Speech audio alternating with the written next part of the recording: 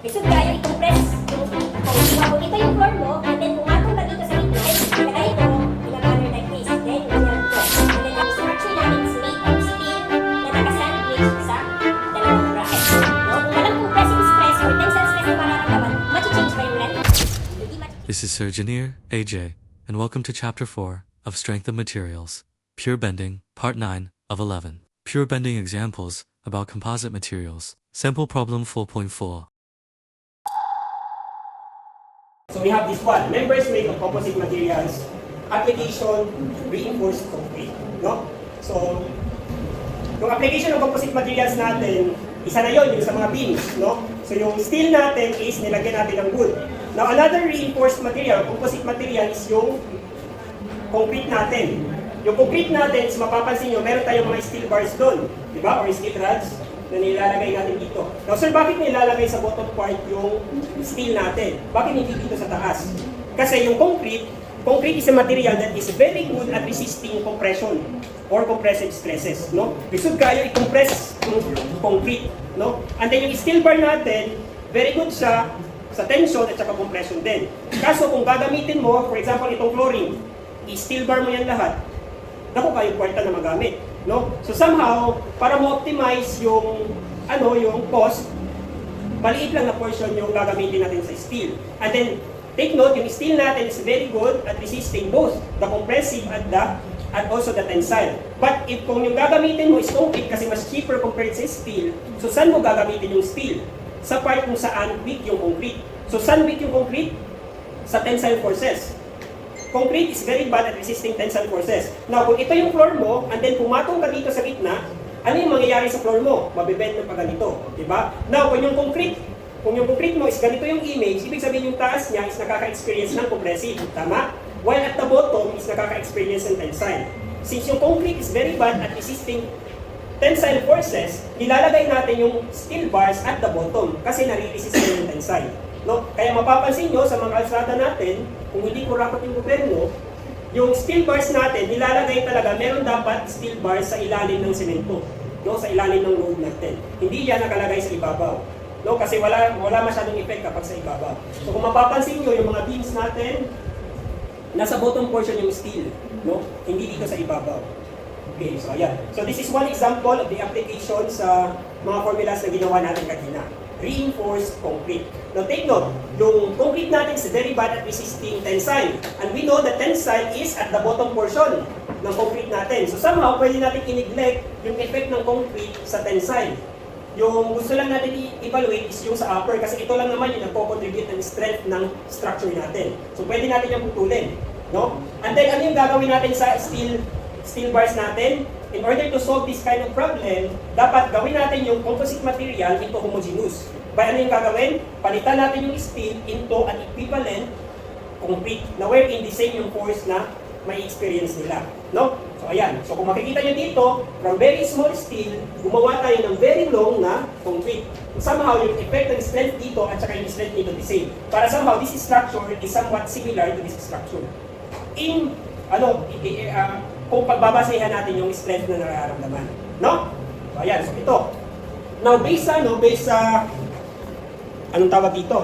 Yung derivation natin ng formula sa part 1 ng chapter 4, nalaman natin that, di ba yung first equation, kung ma-recall nyo is, makonclude natin doon that the first moment of area ng ng structure natin should be equal to 0. Yung first moment ng area natin, sum up natin yan lahat, that should equal to 0. No? Ano yung first moment of area? That is just the product of yung moment arm times the area. Isummation natin yan lahat, that should equal to 0. No? So ayan. Na kung makikita nyo dito, meron lang tayong dalawang area. Sa area sa concrete, and then sa area ng transformed section natin. No? This one here, dalawa yung area. So we have area 1 at saka area 2. So ano yung y natin ulit? Y is the distance from the neutral axis papunta sa centroid ng area 1. No? So kung makikita nyo dito, di ba sa composite material natin, hindi natin alam saan located yung neutral axis. No? Hindi pa natin alam kung nandito. No? So sabihin natin, nandito lang. Since hindi pa natin alam yan, pangalanan natin yan as x. Kasi hindi pa natin alam. So therefore, ano yung y natin dito sa area 1? So yung y natin dito, since ito yung centroid, yung y1 natin, that is 1/2 ng x natin. No?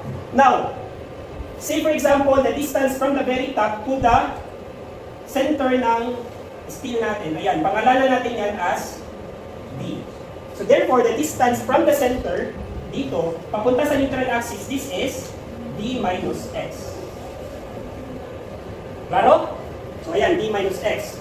So, summation of YA is equal to 0. So the first area is this one. So ano yung y niya? Y is 1/2 x. Ano naman yung area niya? Area niya is base times height, which is b times x. Then plus, dito na naman tayo sa area 2. No, ano yung y bar niya? Y bar niya is d minus x. So since ito siya is first moment of area, the upper portion is positive, the lower portion is negative. So this becomes negative times, ano yung moment arm? D minus x. Times ano naman yung area? Area niya is this one. So pinalitan ko yung steel by the concrete. So ano yung gagawin ko sa area ng steel? Multiplyan ko siya by a factor of n. So this becomes n times as. That should equal to 0. No? So yung equation natin is becomes 1/2 dx squared minus, i-rearrange ko lang ito, no? N as times d minus x. So ito yung equation natin in analyzing concretes. No? Concrete na mga problem, or reinforced concrete. So ayun lang. Try natin i-apply para alam natin kung paano gamitin yung formula na to. Now, ano ulit yung x? Dito. Sama kung gagamitin mo yung formula na to, yung makukuhang ano mo dito, variable is yung x. Ano ulit yung x? X is just the distance from the top to the neutral axis. So kung makukuha mo yung x, alam mo kung nasa nakalagay yung neutral axis. Tama? So ayan. I-apply natin. Let's have an example. So ito. Anong meron dito? So sabi dito, meron tayong concrete or floor slab. So ito yung image. Then, yung distance ng mga steel natin is 6,666. So ayan. Yung sabi dito, every 1 foot daw, every 1 foot is nakaka-experience ng ilang moment? 40 kPh na moment. So kung i-analyze natin yung 1 foot, sabihin natin buha ko ng 1 foot dito, no? Ayan, 1 foot to. Ayan. So this is 12 inches by, ano yung height natin dito? This is 5.5. So ayan. And then the distance from here papunta dito sa center, this is 4 inches. So ano pala yung 4 inches natin? Di ba? Yung image natin kanina is ganito. Then meron tayong ganyan. This one here is our neutral axis. And then the distance from here to here, this is our x. Now the distance from here papunta dito sa center, ano to? This is our d minus x. So ano pala yung d? Ano yung d ulit? D is the distance from here papunta dito. Ito yung d natin. Di ba? Sa pagsuot natin kanina, ito yung d. No? So d minus x is actually this one. No? Now ano ulit yung b? B natin? B is this one. No? So ano yung b natin sa problem na to? This is 12. Klaro? So check lang natin. Equation, this one. We have 1/2 times ano yung base? 12. Ano yung x? Hindi natin alam. Yan yung hinahanap. So lagyan natin x squared. Minus, ano yung n? N is ES over EC. So given ba? Yung steel sir, Yung steel is 29 times. 29, no? So we have 29 over 3.6. So ilan to? 8.06. So sulat natin dito, we have 8.06. Ano naman yung AS? Ano yung AS ulit? AS is the area ng steel, no? So makikita nyo dito, sa 1 foot, ano yung area ng steel na may include? Dalawa lang, no? Dalawang circle. So we have 2 times pi over 4 d squared. Tama? So ayan, so substitute natin dito, we have 2 times pi over 4 times, ano yung d? Diameter natin, given ba yung diameter? Given. Saan yung diameter? Ay ito, 5 over 8. Tama? So we have 5 over 8 squared. So ilan to? Pwede pa calculate? 0.61. 0.61? 0.614. Ayan, yan yung AS natin. Substitute natin, 0.614. Times, ano yung D natin? D is, ito siya no, from the top to the center of the steel, which is, hindi yan 5.5. Ito yung D natin no, ito yung center ng steel no, here, papunta dito, sa taas. Ilan yan? Ay, oo, dito, 4. No, so that is 4. So we have 4 minus x is equal to 0. So therefore, ano yung x natin? Shift solve lang. So ilan yan kung shift solve? Ilan? Ilan? Okay, correct. 1.45. 1. So ayan. So sulat natin dito. Itong distance pala dito, this is x is equal to 1.45. Ayan. So pwede ko na itong i-erase. Okay na to. Na-apply na natin. Yung hinahanap naman dito is maximum stress ng concrete. So paano natin i-solve? So nasaan yung maximum stress ng concrete? No? Kung ito yung image natin, nasa yung maximum stress ng concrete? Nasa, di ba ano yung formula? MC over I. So ano yung C? C is the distance from the neutral axis to the farthest away. No? So ito yung neutral axis natin. Ano naman yung farthest away? So this one. So ano yung C natin? C natin is? 1.45. Okay, that is our X. No? So ayan, susulat natin dito ano yung M? 40. So 40 times 10 to the 3 times, ano yung C? 1.45 divided by, ano naman yung I? Ano yung I natin? I natin is meron tayong dalawang rectangle, no? So gagamit tayo ng parallel axis theorem. We have I is equal to summation of I plus AB squared. So ano yung I dito? We have 1 over 12. Ano yung base? Okay. Well, ano yung height? 1.45 to the power of Q. Plus, ano yung area? 12 times 1.45 times ano naman yung D? Ano yung D ulit?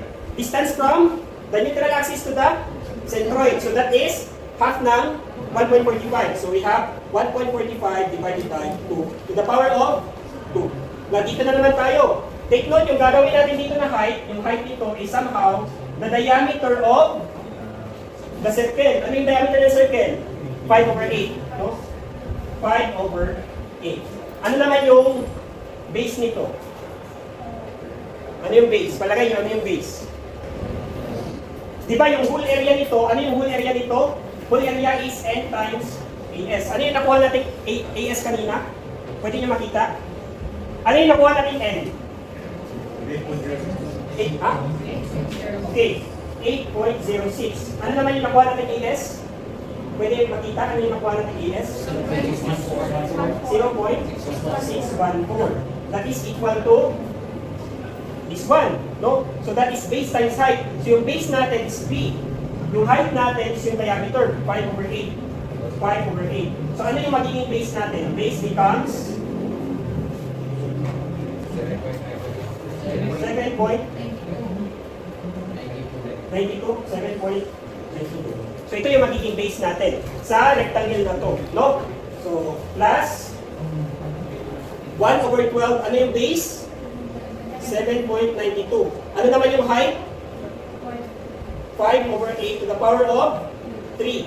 Plus, ano yung area? Area natin dito is this one. Ano yun? N times AS, that is 8.06 times 0.614 times, ano yung T?